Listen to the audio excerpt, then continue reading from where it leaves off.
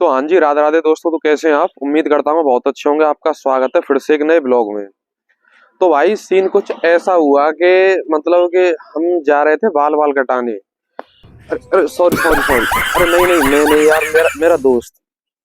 तो हम जा रहे थे बाल बाल कटाने के लिए। भाई अचानक से हमारा प्लान बनेगा भाई कहीं पर जाया जाए, आदि बद्रीनाथ और केदारनाथ में घूमने जाया जाए। तो भाई हम निकल चुके हैं ऑन द वे। और इसकी लोकेशन है भाई ब्रज 84 को उस परिक्रमा मार्ग में, उसमें पड़ता है डीग से आगे। तो पहाड़ दिख रहा है ना भाई, ये पहाड़ नहीं है, ये वो सांप है जिसको भगवान श्री कृष्ण ने मारा था। दोनों तरफ पहाड़ ही पहाड़ है, हम चल रहे हैं बीच में। हाँ नहीं भाई, भगवान श्री कृष्ण ने ऐसा कैसा सांप मारा है अल्लाह, दोनों तरफ ही फैला हुआ है। तो इस जो फिलहाल जो करंट जगह है ना, करंट लोकेशन है फिलहाल जहाँ पे हम चल रहे हैं, उसको नीलगिरी बोलते हैं। तो कुछ ही पल और लम्हों की दूरी है, हम पहुंचने वाले हैं आदि बद्रीनाथ मंदिर। अच्छा, चल रहा है ना, दोनों तरफ पहाड़ ही पहाड़। भाई ऐसा लग रहा है जैसे कहीं किसी पहाड़ी इलाके में आ गया हूँ। क्या बोला तूने? भाई फिलहाल हम आ चुके हैं मंदिर, मगर मंदिर तो बंद है।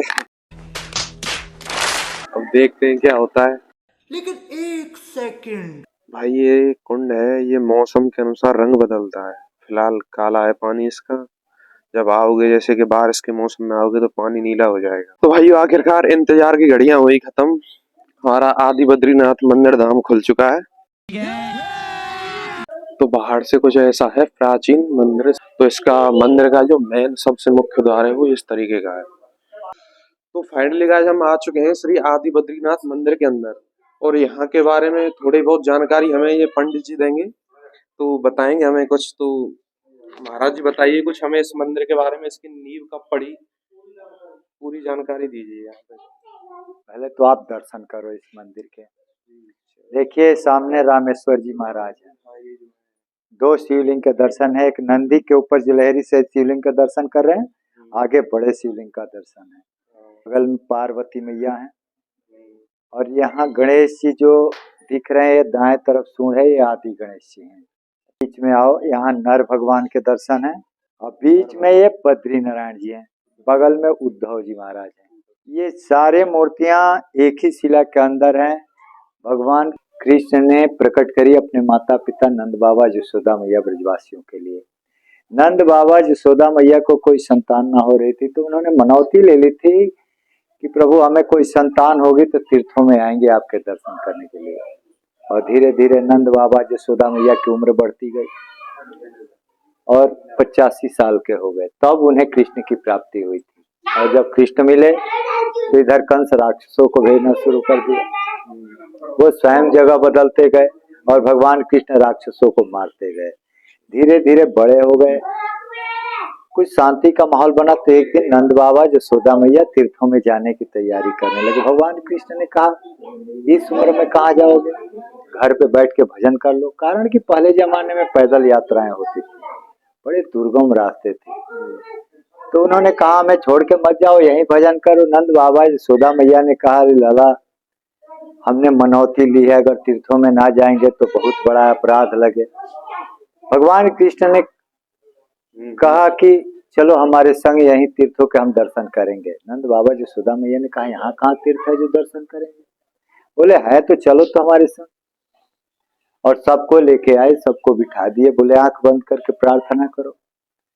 अब सारे ब्रजवासी नंद बाबा के संग भी जो आए थे, सब आंख बंद के प्रार्थना करने लगे। भगवान कृष्ण ने अपने योग माया द्वारा सारे तीर्थ प्रकट कर दी ब्रज में। उसी समय तो यहाँ जैसे बद्री नारायण रामेश्वरी, जब उन लोगों ने आंखें खोली तो मूर्तियां प्रकट स्वरूप में। पूछे अरे लाला ये अभी नाथ है, कौन है? तब भगवान कृष्ण ने परिचय कराया और बोले देखो नीचे तप्त कुंड है, ये नर नारायण पर्वत है, ये त्रिकूट पर्वत है, धवलगिरी है, द्रोणाचल है, मन्नागिरी है, आगे गंगोत्री, जमुनोत्री, हरिद्वार। और ऐसे ही चलो और तीर्थों के दर्शन कराए, कहीं केदारनाथ के दर्शन कराई, कहीं पशुपतिनाथ के कराई।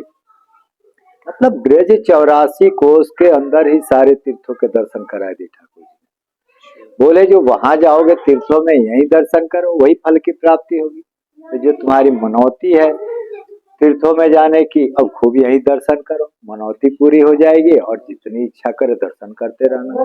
तो ये उसी समय के सारे तीर्थ हैं, जो उन तीर्थों में जाओ दर्शन करने, यहाँ दर्शन करो, वही फल की प्राप्ति होती है। देख सकते हैं यहाँ पे काफी सारी प्लेटें रखी हैं, ऐसा लग रहा है भाई इनमें से घर को ले जाऊं सारी को। ऐसा हम करेंगे नहीं, क्योंकि भाई भगवान की प्लेट है, उनमें जो श्रद्धालु आते हैं उनके लिए परोसने के लिए है। यहाँ पे हम प्रसाद ग्रहण करेंगे, कढ़ी चावल।